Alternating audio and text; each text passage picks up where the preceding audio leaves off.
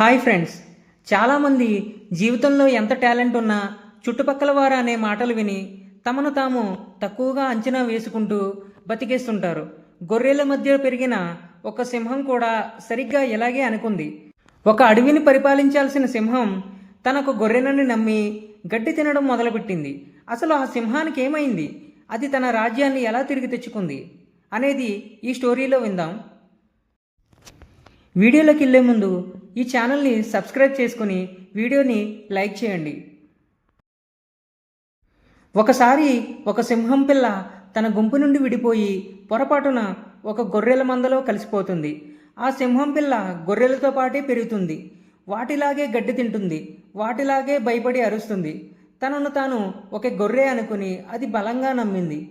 ఒకరోజు ఒక ముసలి సింహం ఆ గొర్రెల మందపై దాడి చేయడానికి వచ్చింది. మందలోని గొర్రెలన్నీ భయపడి పారిపోతుంటే వాటి మధ్యలో ఉన్న ఈ యువసింహం భయంతో వణికిపోతూ పారిపోవడం చూసి ఆ ముసలి సింహం ఈ సింహాన్ని చూసి ఆశ్చర్యపోతుంది. ఈ ముసలి సింహం ఆ యువసింహాన్ని చూసి పట్టుకొని, "నువ్వు సింహానివి కదా, ఎందుకు గొర్రెలా పారిపోతున్నావు?" అని అడిగింది. అప్పుడు ఆ యువసింహం, "లేదు, నేను గొర్రెను, నన్ను వదిలేయండి" అని బ్రతిమాలింది.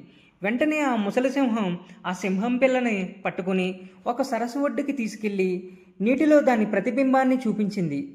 నీటిలో తన రూపాన్ని చూసుకున్న ఆ యువసింహం ఒక్కసారిగా తన ఎవరో అర్థమైంది. అది గొర్రెలా అరవడం మానేసి అడవి దద్దరిల్లేలా గర్జించింది. ఆ క్షణం దానిలో ఉన్న భయం పోయి అది అడవికి రాజుగా మారింది.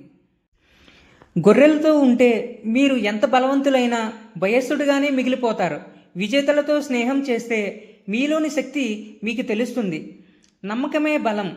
మీరు మిమ్మల్ని తక్కువగా ఊహించుకుంటే లోకం మిమ్మల్ని అలాగే చూస్తుంది. మీరు ఒక సింహం అని మీరు నమ్మినప్పుడే ప్రపంచం మిమ్మల్ని గౌరవిస్తుంది. భయాన్ని జయించండి.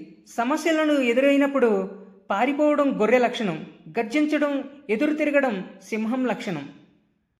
ఈ వీడియో కనుక మీకు నచ్చినట్లయితే ఛానల్ని సబ్స్క్రైబ్ చేసుకొని వీడియోని లైక్ చేయండి. Thank you so much.